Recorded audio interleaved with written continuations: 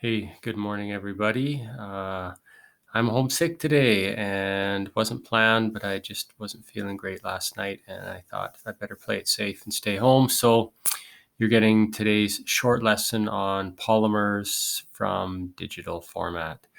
It's going to be 20 minutes long, so get comfortable, get your notes out, and get ready to fill in your notes. We're just finishing off chapter 10, that last page that we didn't quite finish Friday in class.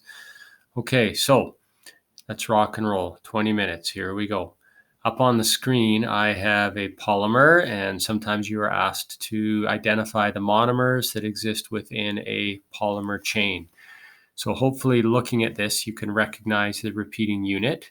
So we're starting with one carbon before the chlorine. So I'm going to just count them out. 1, 2, 3, 4. If I stop there, then I get that repeating pattern of one carbon before the chlorine carbon. So 1, 2, 3, 4, and stop. 1, 2, 3, 4. Okay, stop. So you can circle the monomers. So we could say that in this polymer, there are 5 repeating monomers. And if you were asked to draw out one monomer, it would look like this. You'd have that open electron or open bond on the end, CH2, C to the chlorine, CH double bonded, and a CH2. And again, that open electron or open bond at the end. So this came from a 1, 2, 3, 4 but2-ene with a chloro in position 2. So 2-chloro-but2-ene. You could call that our monomer. So this would be polychlorobutene if you were going to name it.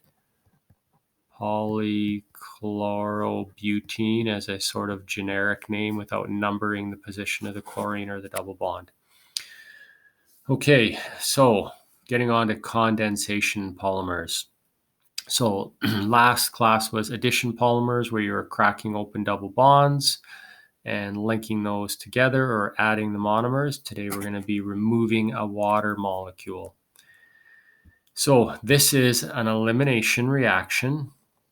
Eliminate a water molecule, but instead of making a double bond, we are eliminating water to make a bond between two monomers.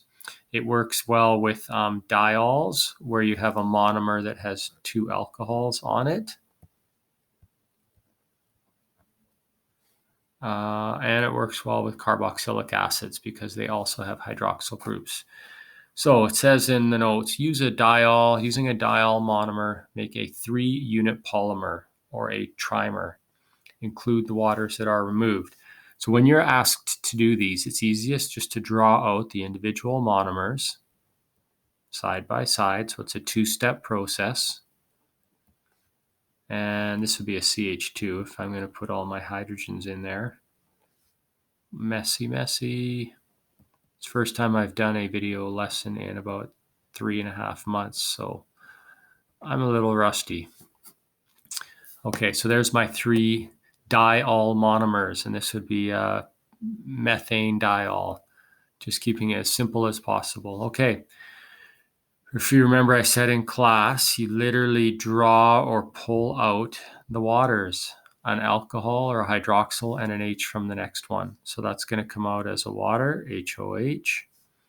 And we'll take one more. Doesn't matter which one gives us the OH and which one gives us the H. Okay, so those are pulled out, and now we can literally link these together. So to draw a nice clean version of that, and then that bond that is right here joins to the O, CH2, and then this bond right here joins to the O, CH2, and an OH on the end. So that would be a trimer or a 3-unit polymer. And that would be called polymethanediol would be one way you could name it. That's all we need. It's not actually a curriculum for you guys to name these things, just the idea that they have a poly in front of the name of the monomers. Okay, How would solubility in water change as this polymer is formed? So how would solubility change? Well, let's see. The monomers have two OH groups on them. The polymer has lost both. All it has is a C to an O to a C. So this would be slightly polar, whereas this has hydrogen bonding times 2 for each of those monomers. So how would the solubility in water change? Decrease in the polymer. Makes sense? Hopefully. Okay. Polyesters are made using esterification reactions. Polyester. So we're making many esters. So you learned last week that to make an ester, you need a carboxylic acid and an alcohol. Now, in order to make a polyester, so a single ester is one carboxylic acid, one alcohol, catalyst, and heat, as you guys did with wintergreen. But to make a polyester, you have to have a molecule that has either C double bond OH on both ends, or an alcohol on both ends, or one end is a carboxylic acid, the other end is an alcohol.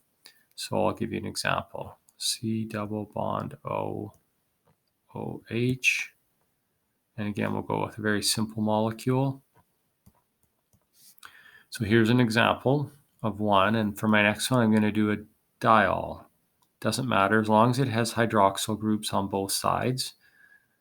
Well, I guess technically that's not true. To make it a true polyester, I'm going to stick with the C double bond OH on at least one side.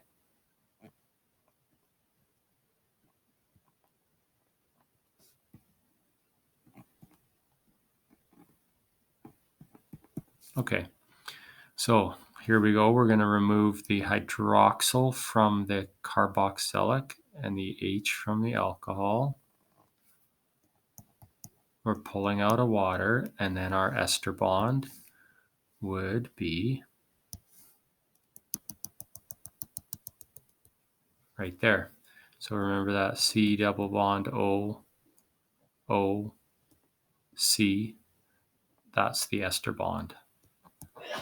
And if we make a bunch of those in a row, we get a polyester. And what does a polyester look like? Well, if you've all worn polyester clothing before, it's that plasticky material. And it's copied from fats in nature. Believe it or not, that when Mother Nature builds polyesters, they're called lipids. Wow, that's crazy. Yeah, there's some biology in today's class. Yay, Brooklyn and Bryn are happy. Bio, AP Bio, all over again. So what we're going to do now is take a look at some examples of polymers in nature versus polymers in the lab. So you just learned how to do a polyester in the lab. What does it look like in nature? Well, here's how you build one type of a lipid or a fat. And this is what we do to make lipids. And it's a glycerol molecule. So at the cellular level, one glycerol. By the way, this thing would be called what? If you had to name it, it's 3 carbons. So it was propane, and it has 3 alcohols on it. So it's a triol. Propane, 1, 2, 3 triol. Holy smokes. Propane, 1, 2, 3 triol. And that's sort of our backbone, and we're going to attach 3 fatty acid monomers to it. And so you can see you are taking the OH and the H and pulling it off. There's a water. So this is going to be an ester bond. Here's another water, and here's another water.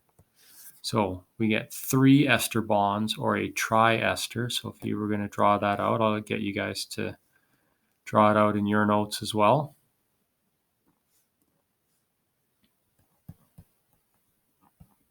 So you can keep up to me.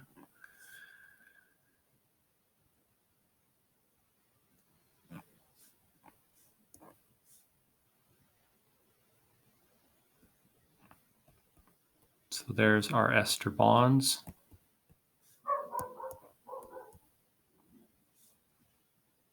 And then I'm going to put R for the carbon chains that are hanging off of there.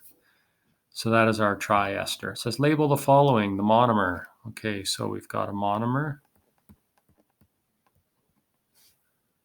polymer, that's this whole thing, and the ester linkage. And maybe I'll put that one in red. So ester linkage right there, polyester. So times three ester linkages in that molecule. Polyester in the lab, lipids in nature. What do we use lipids for? Everything. Cushioning. You're sitting on some lipids right now. Makes your chair a little more comfortable. Your key organs are cushioned with lipids to reduce the chance of injury from blows and falls. Anyway, the list goes on. Okay, so 2 groups left. Now we're going to look at proteins versus in the lab. We use nylon, believe it or not, which is kind of crazy. So in nature, we make proteins. That's just pretty much the building block of all of your tissues are made of protein. Your muscles, and not just your muscles, lots of cell walls, lots of structure has protein in it. In fact, protein would be the most abundant part of your chemical makeup other than water. So once I put you in the oven because you were eating the gingerbread house and dry all the water out of you, protein would be the next thing left. Okay, so what do synthetic proteins look like? Well, here's an example. Nylon. Nylon was made by Wallace Carruthers. Pretty famous guy. He worked for DuPont, and I can't remember the year. Do I have it in my notes down here? No. I feel like it was in the 30s, and I think it was the 30s that he was working for DuPont Chemicals, because I know that nylon was used in the war for parachutes. So he had it figured out, this fantastic, strong, stretchy, durable material, nylon polymers, and they used it in the army. And then, of course, after the war, it had lots of uses in just common society. It was used in nylons, lots of different clothing. I'm sure all of you at some point have worn nylon for some type of clothing, whether it's stockings, socks, pants, whatever. There's tons of uses, ski gloves. So how do you make nylon? Oh, other interesting story about Wallace Carruthers. His version is called Nylon 66. He had 66 different attempts to try and make this polymer before he got it figured out. That's called persistence to task. Okay, so how did he make nylon? He used a diamine, NH2, NH2. So the carbon molecule had amine groups on each side. Those of you from bio will recognize amines. And dioic acid, a carboxylic acid. I'm just going to back up for a second. So in Mother Nature, when we use this reaction and we're using amino acids, an amino acid of which there are about 20, an amino acid is a carbon molecule that has an amine group on one end and a carboxylic acid on the other. And then sitting in the middle here is some unique carbon structure that gives the amino acid its properties. And there are 20 different ones. So they're a carboxylic acid and an amine. Put that together and you get amino acid. So these are not amino acids in nylon. They're individual diamines, and individual dioic acids. But you can see the reaction. You are still doing a condensation and pulling out of water to create your linkage. There's some info here that you can read that's in your notes as well. It's pretty straightforward. Here's some uses of polyester, of which there are tons. You sleep on it at night. You walk on it in your bedrooms. If you have carpet, you sit on it on your furniture. If you go camping, it might be in your sleeping bag. It's everywhere. So is nylon. In fact, the outside of your sleeping bag is probably made of nylon and the inside is made of a polyester. Okay, last one. Hope you're still with me. How are we doing for time? I don't even know where the time is on this anymore. Okay. This is one of my favorites, and the synthetic version of this is spandex, or when men wear it, I call it mandex. Oh, I know, so cheesy. So in the lab, we make spandex, which is used, it's a very, very stretchy polymer, so it's used in lots of sportswear. Mother Nature builds carbohydrates. And carbohydrates are built using a glucose monomer. Glucose is the building block of so many things in plants, right? That's how they capture the sun's energy and store it in carbon as glucose. So what plants will do is they'll take glucose monomers and link them together to make starch, which is how they store their energy. Animals eat starch, right? Potatoes, breads, grains, and then we cleave it or break it apart with a digestive enzyme to get at those glucose monomers. And this is, if you remember from 10 Advanced or AP Bio, this is an alpha linkage, and we have an enzyme that allows us to break the alpha bond. Enzyme breaks the alpha bond to release the glucose. So when you're eating bread or pasta or cereal or potatoes, you are slowly cleaving off those glucose monomers and getting at that energy that's available by using glucose in cell respiration. Now, the other way plants join their monomers is a beta bond, and it's a little different structurally, and you can see that. We have these straight chains, and beta bonds, we do not have an enzyme to digest. So beta bonds are found in wood, in tree trunks, in bark. So unfortunately, you can't take a chunk of bark in your lunch and sit there and nibble on bark or wood to get your energy. There are, however, animals that are able to break down the beta bond and access the glucose, and you know some of those. Beavers can do it, deer can do it, termites all have the ability to digest wood to get at glucose. So it's crazy when you think about it that for us, we eat bread, pasta, potatoes, and some animals can literally just chew on wood to get the same amount of energy that we get out of a slice of bread. Crazy? Yes, it is. There's my crazy face. Okay, that's it. We're done. So you guys have, I believe, I couldn't find it in my study guide that I grabbed last night, but I'm pretty sure you have one page in your guide on polymers, and it's tricky. You really need to look at the answer key in my Google Classroom to see how the heck to do those polymer questions. And once you get one or two done, then it makes sense. But they're big and messy because you're drawing 3-unit polymers out of monomers. And then you're back onto your review. So that's number one. And then number two, you can use your class time to review. And you have that great, I don't know what it is, 7-page review. Review 7 pages in your guide, and it's called the unit review or chapter 9, 10, and it's my own homemade review with lots of fill in the blank stuff, very similar to the format you're going to see on your exam. By the way, you already got your reaction quizzes back. They were sitting on your desks for you. And make sure you figure out the reactions you did not get correct. Reactions are a large part of your exam tomorrow. The written is mostly writing out reactants or products, so you can work forwards or backwards, naming the reactant, naming the product, classifying it. So you really do need to have your reactions dialed in for your exam tomorrow. And if you have any pressing questions, email me. I will try and answer them. Well, I will answer them today, probably this morning. I'm recording my 10 Advanced lesson probably between 9 and 10 a.m. So unfortunately, that's during some of your class time, but I'll still try and get to those emails early this morning. Okay. Hope you guys have a good day, and I will hopefully be back tomorrow.